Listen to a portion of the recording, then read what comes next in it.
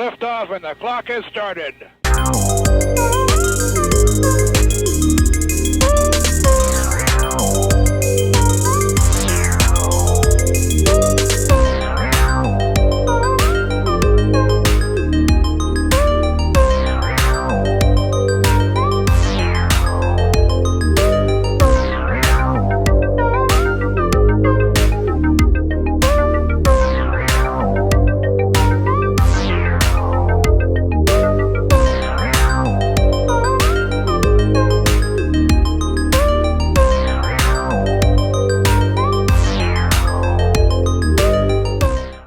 Showtime, everybody. Welcome back.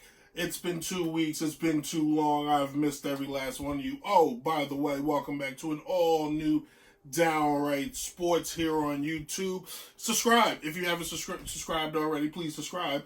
It's a show for sports fans by the sports fan, your sports critic, Brent Reid.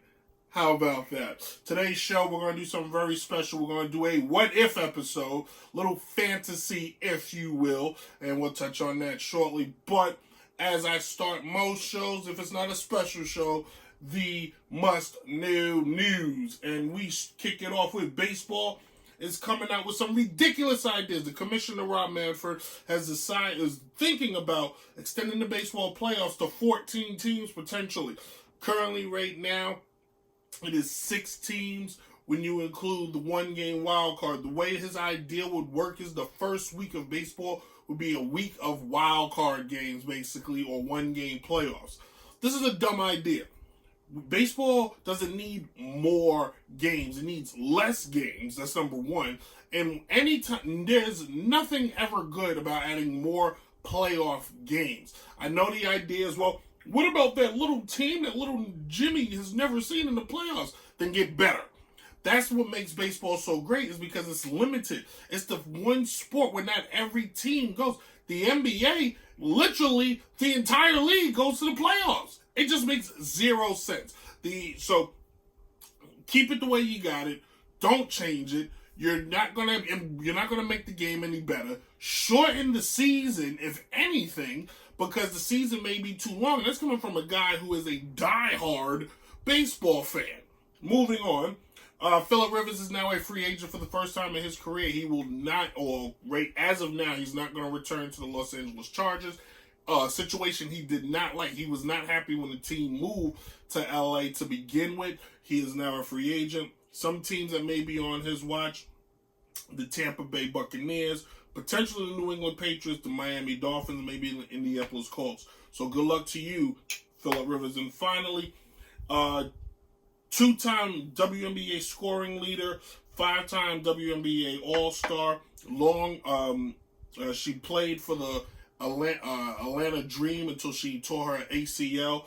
Angel McCauley is going to now sign with the Aces. She has signed with the Las Vegas Aces, excuse me. The tongue is just all over the place. She has signed with them. She is going to take her talents. That is a big pickup for a team that's already stacked with a lot of talent. So we shall see how the Aces fare. They already went to the championship this past season. They lost to the Mystics. They could find themselves back in the championship again.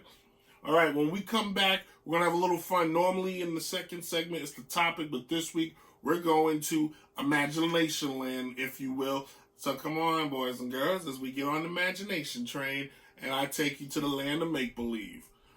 Downright Sports. Hey, welcome to the segment. So, the NBA All-Star Game is this week. It's actually this weekend, as the screen went to sleep. It's actually this weekend.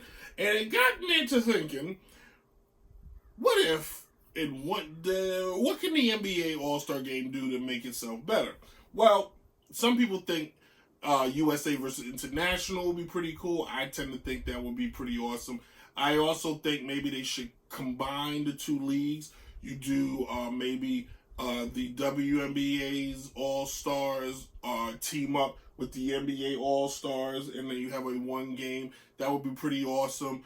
There's a couple different things you could do to make the All-Star game a little more exciting versus what you currently see right now, where it's just a bunch of best friends playing together, and we allow each other to have a layup and a jump shot here and there. So, the only way the All-Star game could be competitive is if we pretend, ladies and gentlemen, that for one night, all the NBA greats are in their prime. Now, I leveled this down to the 90s players versus the 2000s players because I wasn't born in the 70s. So, and it's too many greats to you didn't want to do the 80s. Maybe one day we'll do 80s versus 90s, whatever. The case is I decided to pick, you got two teams. Team LeBron versus Team Jordan. Now you're saying, Brent, well, why not team this versus team that, blah, blah, because there, in the NBA's history, there's only been 4 figures that have transcended the league. Bird and Magic, Jordan, and now LeBron. Say what you will, but you know it's true. So, if you will, me, Brent Reid, GM'd both of these teams and put together what I call Team Jordan, which is a pair of sneakers, and Team LeBron's, or Team LeBron, which is not a pair of sneakers. So, we're going to start it with the Team LeBron. Ready? So, LeBron, if he could, would have Steph Curry, James Harden, Kevin Durant, himself, LeBron James would be a power forward, and Tim Duncan. What? I know, right? Then, if you look at LeBron's bench, we will go D. Wade, Carmelo Anthony, Kevin Garnett, which I feel he could have been on either team, Ray Allen, same, Chris Paul, Kawhi Leonard, Russell Westbrook, and Paul Pierce. That, I think, is a pretty good lineup, if I must say. Now, let's look at Jordan's lineup. Starting at point guard, John Stockton, Michael Jordan, Kobe Bryant. What? Kobe could be on, I think Kobe's going to play on Team Jordan. Charles Barkley, Shaquille O'Neal. That's the starting 5. Shaq by himself probably take on everybody and just dominate. But we'll get back to that. The bench now, Allen Iverson, Scottie Pippen, Grant Hill, Reggie Miller, Karl Malone, Gary Payton, Akeem Olajuwon, and David Robinson. Now, there's some names that could have been on either team, but I tried to keep it to what I thought, was comparable and would work. Now, LeBron is going to be guard heavy. Now, let's back it up. Now, you're asking yourself, these two teams play the 2 different styles of basketball, rules-wise. So I decided you add a little bit of everything. You allow a little hand-touching, 90s style. You allow the 3-point shot. You kind of have the game more spread open than it was back in the day. You can't just push guys open, bully-style basketball. We won't allow that. So it will be a marriage of the 2 leagues. So, who's got the advantage? I say LeBron's got advantage at point guard by a slight edge because Steph Curry can shoot that thing from anywhere. This is for the starters, mind you. From a shooting guard standpoint, you got to give it to... from a shooting guard standpoint, you're going to have to give it to Jordan. Just because James Harden is not a better player than Michael Jordan. At forward, Kevin Durant versus Kobe. Ooh, that's a wash. Kevin Durant can shoot the ball from anywhere on the court, but this is Kobe Bryant we talking about, the late great Kobe Bryant, who would drool at the opportunity to see and when he looked at the lineup that he was going to go one-on-one with KD. Oh, he wants that. That's the type of game. That's the type of game the Black Mamba is looking for. That's a wash. Now, a dream matchup: LeBron versus Charles Barkley. 2 strong men. LeBron now, I give LeBron the edge. Easily I give him the edge. But it ain't a pushover, because this ain't the Charles Barkley some of you might have seen play like for the Houston Rockets. This is Sir Charles, Philadelphia 76er, early day Phoenix Sun MVP Charles Barkley, who was a brute, who was a Zion Williamson LeBron-like, because he was just that much bigger than everybody else. And in that center, you give it to Shaq all day and night. Shaq is the man. No question. So now you got yourself, well, it's pretty much even for the starting lineup. Now, what about the bench? Allen Iverson versus D. Wade. I'm going to go with Wade. Wade's a little more control. AI takes a lot more shots. Carmelo versus Scottie. I'm going with Scottie, because Scottie will just shut him down defensively. Grant Hill, KG. I'm going to go with KG, because Grant Hill's great, but KG just may be too much for him because he's got the height advantage. Reggie Miller versus Ray Allen. Holy Moses. I'm going to go with Reggie, because Reggie wants to take your heart. Ray's a little reserved. I'm going to go with Reggie. Karl Malone.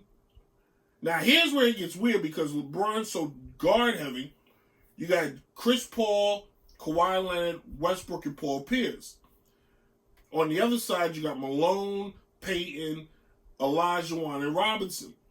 There's nobody on LeBron's team that can stop Olajuwon and Robinson. There you have it. And then if you throw Gary Payton and Chris Paul kind of wash each other out, because they kind of play the same kind of game. And then Karl Malone is a great player, but he kind of needs the ball given to him, so I'm going to give it to Kawhi Leonard. Westbrook is just a freak and can do whatever he wants. It's such a tough matchup. It really is. At the end of it, though, the game's close. The ball's in one man's hand, and nobody stops that man, and that's Michael Jordan. And you're giving Jordan options to pass the ball to Kobe, to pass the ball to Shaq, to pass the ball to Reggie, to pass the ball to AI, or keep it himself.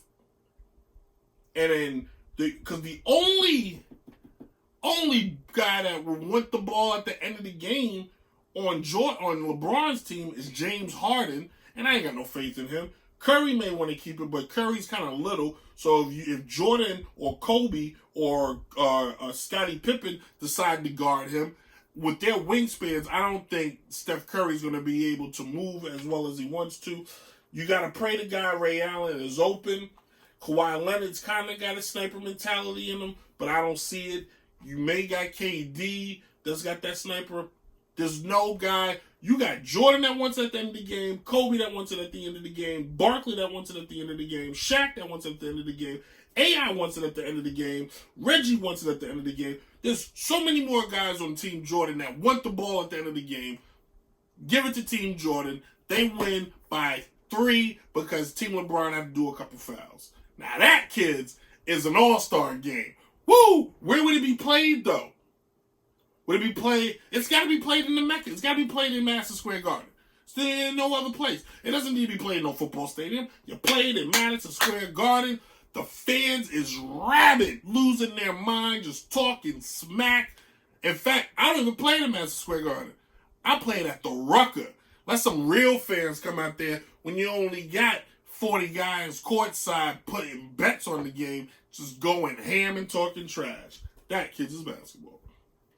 When we come back, we're going to wrap the show up. I went a little long on this one, so we're going to make it quick. We're going to talk a little XFL and wrap the show up. Downright Sports, kids.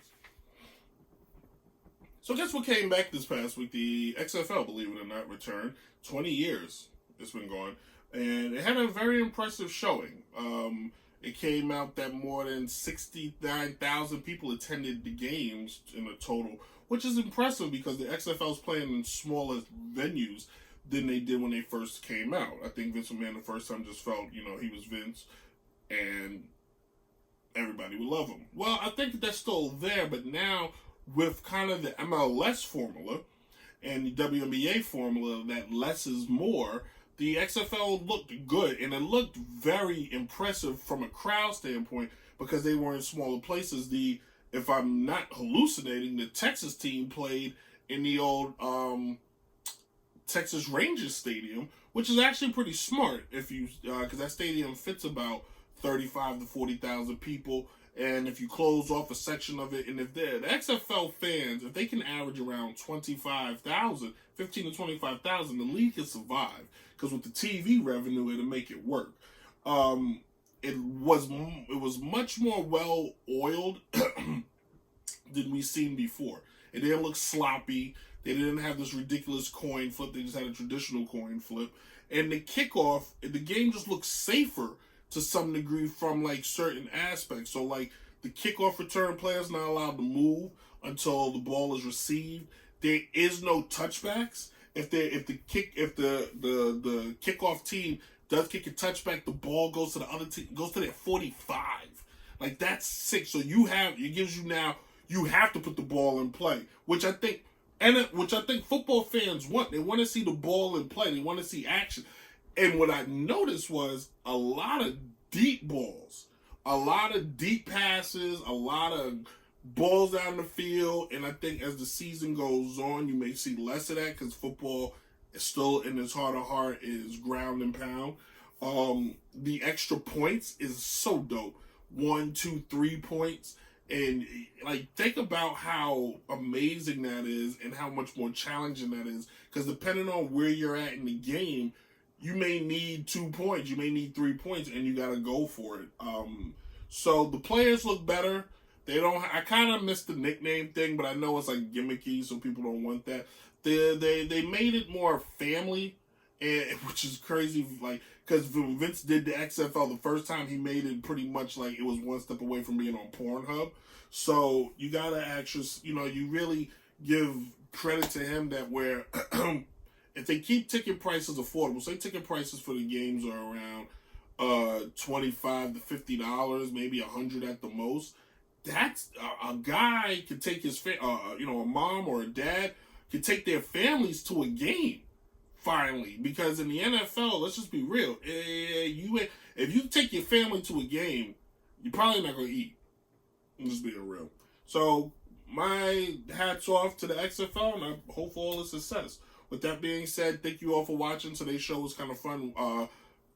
Be back Sunday for the first Downright Sports Radio in 2 weeks. We'll be back this Sunday. Talk a little boxing and some other stuff. There will be next week a preview for the Wilder Fury fight. My first boxing preview show ever. So that should be exciting. Follow me at Instagram. Follow me at Twitter. And like I said, I'll see you guys next week. Listen to The Voice on the Downright Sports Radio, which you can listen to on Apple Podcasts, Google Play, or SoundCloud. All right? You guys have fun out there. Be safe. If you're up north, just stay out the snow. If you're down south, try to stay dry. And treat everybody with respect and love, because at the end of the day, that's all it takes. Deuces.